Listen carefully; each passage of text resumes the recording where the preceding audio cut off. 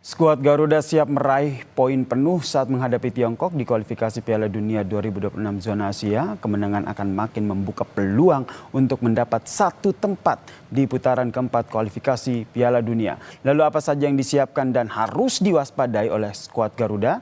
Kita perbincangkan dengan analis sepak bola, Bung Joy atau Bung Anton Sanjoyo yang telah bergabung bersama kami di Kompas Petang. Dan saya juga ingin menyapa Pak Budi Nugraha, ayah dari pemain timnas Beckham Putra yang juga telah bergabung bersama kami di Kompas Petang. Selamat sore semuanya. Selamat sore. Sore. Saya ke Pak Budi dulu. Pak Budi, setelah pemusatan latihan anak Anda ini Beckham Putra melaksanakan pemusatan latihan ini sudah ada komunikasi dengan putranya? Sudah. Karena dia kan ngantar saya ke asrama haji yang di Indramayu kemarin. Waktu dia pulang, dia nelpon saya, udah berangkat belum? Ini Beckham kepanggil timnas, suruh gabung ke Bali. Berarti masih terus berkomunikasi ya dengan putra Anda ya? Masih terus berkomunikasi. Apa yang menjadi ambisi dari putra Anda, Beckham Putra, setelah masuk di timnas ini? Ya dia ambisinya dia pengen membuktikan aja dan pengen membawa timnas lolos ke Piala Dunia ya. Karena kan semua pemain bermuaranya kan kepanggil timnas. Oke, Beckham juga cerita tidak Pak terkait dengan persaingan di posisi sayap kanan di timnas ini? Ya, Beckham mencerita memang persaingan sangat ketat, tapi objektif juga dia sambil belajar lah, karena banyak pemain dari liga-liga Eropa ya, dia sambil belajar, tapi dia tambah motivasi buat Beckham juga. Untuk lebih serius lagi, lebih meningkatkan lagi kemampuannya. Oke, saya ke Bung Joy sekarang. Silakan dilanjutkan, Mbak. Supaya terpilih ya untuk masuk ke skuad inti 23 pemain ya. Oke, persaingannya cukup ketat tadi dan juga sangat optimistis ya begitu ya, Pak Budi ya. Saya ke Bung Joy. Bung Joy melihatnya. Oke, Bung Joy melihatnya seperti apa nih? Kita bahas dulu deh ini, nyambung dari tadi apa yang disampaikan oleh ayah dari Beckham Putra ini. Anda melihatnya ini karena Beckham Putra ini kan digadang-gadang menggantikan posisi dari Marcelino Ferdinand nih di gelandang serang. Bisa akan seperti itu?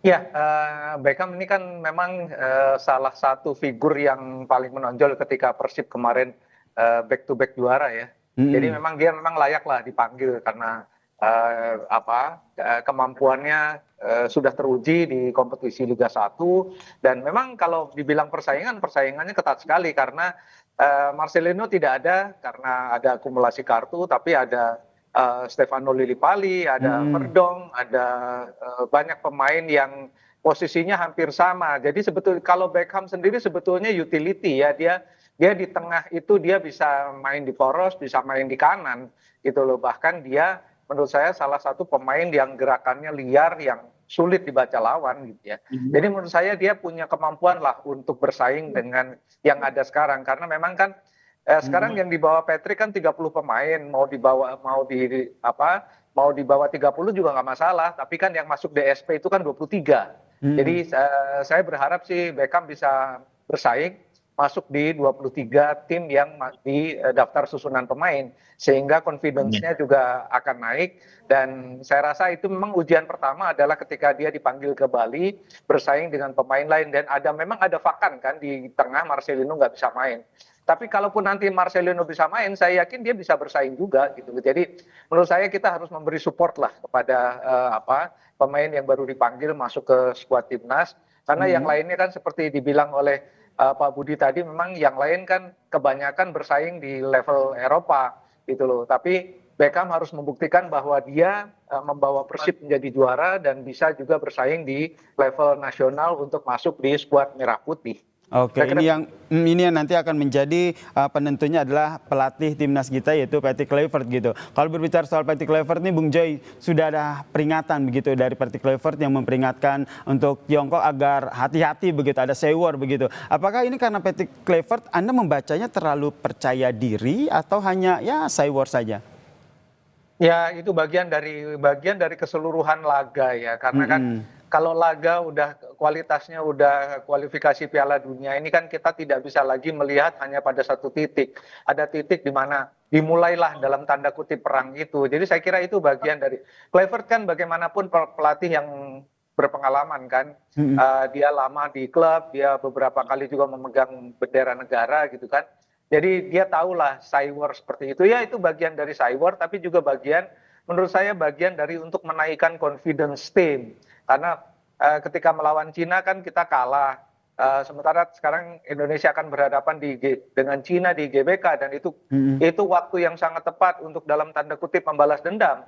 Dan saya kira dengan kepercayaan diri penuh, dukungan penonton yang menggebu-gebu, lalu harapan juga, asal jangan menjadi bumerang aja, harapannya terlalu tinggi, mainnya nggak lepas. Tapi saya lihat Nah ini dia nih Bung Joy, kali, jangan sampai jadi bumerang begitu. Menurut Anda apa yang harus diwaspadai ketika melawan Tiongkok? saya kira kalau kita lihat pertandingan-pertandingan Indonesia ketika di GBK, menurut saya hampir semuanya tidak memperlihatkan bahwa mereka grogi. Pertandingan terakhir melawan Bahrain, saya kira Bahrain justru yang grogi ya. Jadi Indonesia bermain sangat lepas. Ketika melawan Arab Saudi demikian juga gitu loh. Cuma memang ada beberapa pertandingan ya, terutama kalau saya lihat pertandingan melawan Australia di Sydney, pertandingan melawan Cina di kandang mereka memang tidak berkembang karena ada sedikit bukan soal teknis juga tapi soal mental ya. Dan saya lihat ini bisa diperbaiki, melawan Arab bisa menang, lawan Bahrain bisa menang. Jadi sekarang memang tekanannya tinggi sekali karena kalau Indonesia sampai draw, peluang untuk ke posisi 4 memang berat. Apalagi kalau kalah. Tapi dugaan saya sih Indonesia akan bermain lepas dan saya kira dengan dukungan yang menggebu Indonesia bisa menang. Bahkan kemarin saya sempat mengatakan kalau bermain biasa saja dengan standarnya Indonesia sekarang bisa menang dengan selisih 2 gol. Oke, ini kita tentu saja berharap Indonesia menang begitu. Saya ke Pak Budi. Pak Budi, ini ada obrolan tidak dengan putra Anda begitu, Beckham Putra, terkait dengan bagaimana kekuatan dari Tiongkok ataupun selama proses TC kemarin? Ya sebenarnya Beckham pernah ngomong juga karena kan dia pengalaman udah pernah main di Persib waktu lawan klub Cina itu ya, waktu di ACL tuh itu di Asia. Ya karakter permainan Cina dia udah tahu juga karena dia kan waktu itu dia cetak gol juga ke gawang klub Cina. Jadi kan dia karakter Cina cepat, keras juga. Jadi Beckham udah agak tahu dikit-dikit lah untuk pemain Cina. Ya mudah-mudahan aja lah Indonesia bisa menang. Amin. Ini harapan kita bersama ya, Pak Budi.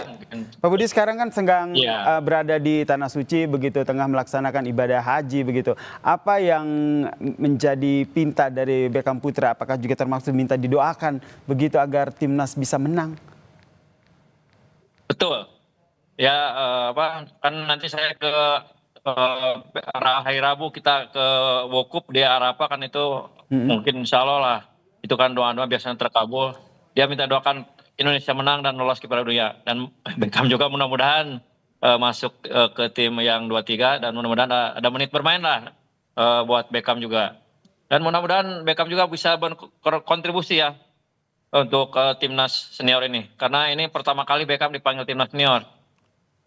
Baik, doa seorang ayah dari Tanah Suci insya Allah akan membawa keberkahan dan juga kemenangan ya untuk Indonesia melawan Tiongkok. Dan juga saya yakin Bung Joy juga sama nih, berharap Tiongkok akan menang. Indonesia akan menang melawan Tiongkok di GBK 5 Juni mendatang. Terima kasih Bung Anton Sanjoyo, analis sepak bola, dan juga Pak Budi Nugraha, ayah dari pemain timnas Beckham Putra, telah bergabung bersama kami di Kompas Petang. Salam sehat semuanya.